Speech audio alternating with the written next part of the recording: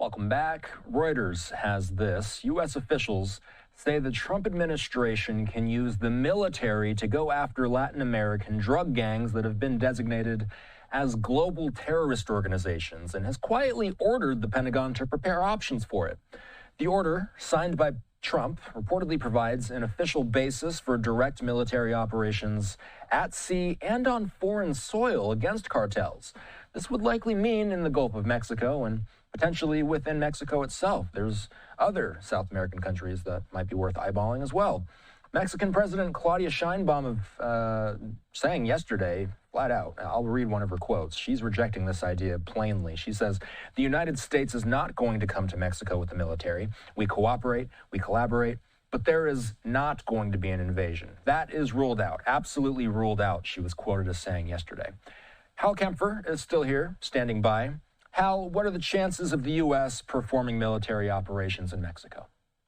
Well, it's always a possibility, but I got to tell you, Austin, the problems with that are legion, and the lawyers would look at this, go, oh my gosh. One of the problems is that obviously you're talking with sovereign territory. This is another sovereign country. It's Mexico.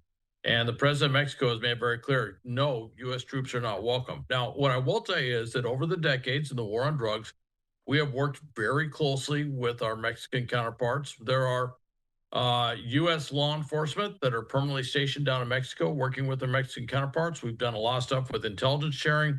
We've done a lot of stuff with, cooperation, coordination of planning, going after various drug cartels and drug cartel kingpins. We've had a lot of cooperation working with them on the border to make the border a lot more secure. So there's been a lot of cooperation across the board.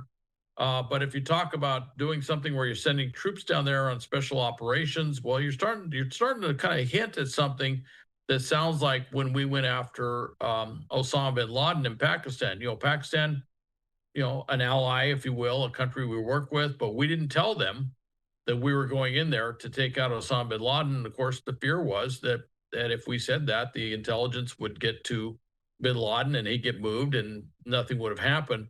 And that's part of the issue that we have in Mexico. That look, President Sheinbaum would be first to admit that there's a lot of corruption within the Mexican government. The cartels have a lot of money to buy things. They also have a kind of a policy, which is either you work with us or they'll go after they'll not go after just the officials. They'll go after their families as well. So it's a very coercive thing. So they have their tentacles in a lot of places. And intelligence, one of the easier things that they can share. And so that is one of the reasons that we get frustrated sometimes. And there certainly is a desire to do things more autonomously, particularly when we know that there's a target, a kingpin, if you will, that we could go in and get. We have the means to get it. It's just the legal parameters by which it is. So there's a temptation to do something. And that's what you're saying. By the way, it isn't just Mexico. All right. There are drug cartels throughout Central and South America. You will find them in various Central American countries. Venezuela is a kind of a narco state anymore. So the way this was framed, it kind of opened up. Certainly Venezuela was one of my thoughts. Another place that kind of opened up as a more distant thought is you may notice we have a little bit of tension with Brazil. And there are drug cartels, very violent cartels, or hyper gangs, if you will, fourth generation gangs, or third generation gangs, I should say, that are down there that we may be looking at as well. So it may be more than just Mexico. It may be looking much more broadly at Central and South America. About 5:25 in the nation's capital. The New York Times reported that U.S. military officials have started drawing up plans for how the military could target cartels. How could unilateral strikes against those groups raise those legal issues that you're discussing? They'll likely be targeting people who pose an imminent threat if they were to carry something out. But what if people are killed who don't pose an imminent threat? Is that where the legal challenges come from that you're discussing? That's actually a huge problem, and it's tough to contain collateral damage, particularly if you're doing something like a strike mission where you're going and blowing something up. There's that movie Clear and Present Danger that you may recall that was one of the Jack Ryan movies, and they go in to strike a big kingpin meeting of the drug cartel. And of course, as the missiles coming in, you see children come running out of the house and stuff. Well, that is a real world thing. That problem of hitting a strike mission, even when you have certainty that the bad guys you want to get are there, you're not sure about everybody else around them, and you're not sure that something could go astray and you end up killing innocent people. And in that case, you end up with a significant problem because technically what you've done is could be considered by that country as an act of war. Now, I don't think anybody sees any countries in Central America or even South America successfully prosecuting a war against the U.S. But in terms of international law, doing stuff like that can be considered by that country to be an act of war. What there would have to be, and this is something the U.S. Southern Command out of Miami would be working on, and there'd be a lot of lawyers involved, would be building some sort of structure of memorandums of agreement with these countries that would allow us to move faster. And there is an architecture to do something like this.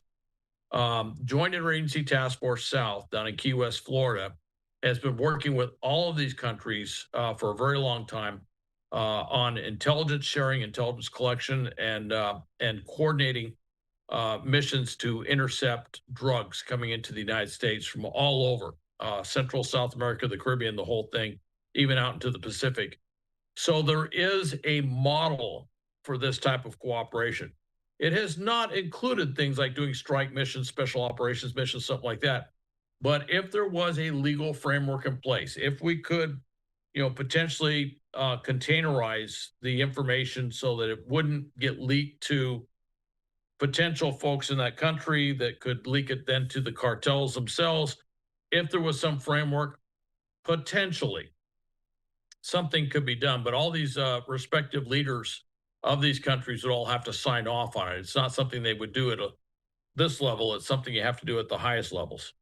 So one thing that occurred to me when I was reading this headline, and you kind of just touched on it, is there precedent for something like this? Has our military targeted cartels on foreign soil?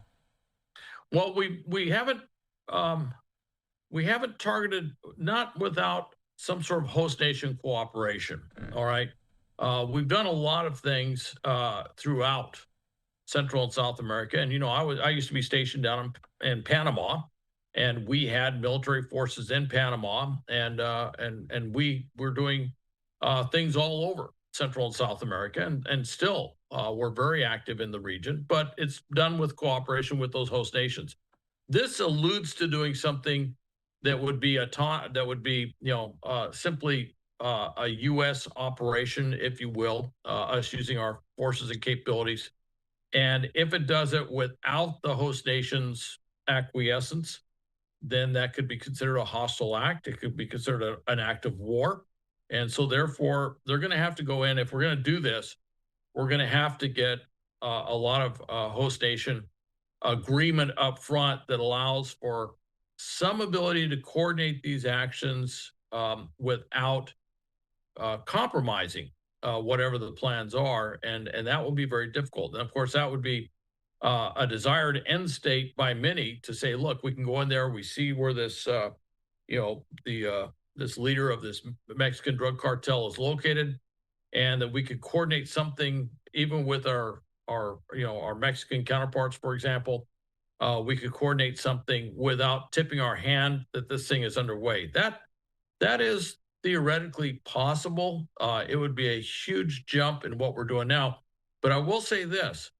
We do some very interesting stuff working with the various countries to intercept loads of narcotics coming up, whether on ships or planes or whatever.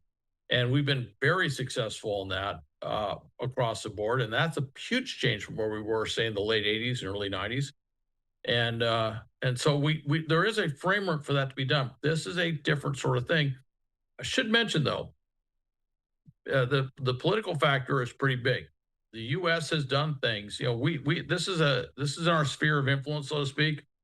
We have put military forces in Mexico and Nicaragua and Haiti, and we have had a military presence down there for some time. And it's not something that's necessarily they like to remember in a fond way. And, we Marine Corps him, the halls of Montezuma. Well, that's Mexico City. All right. Pancho Villa, we chased him around for years. Not only did we not catch him, but as a result of that, in Mexican politics, he became the president of Mexico. So there are those second, third order effects that we have to consider. That's the political dimension.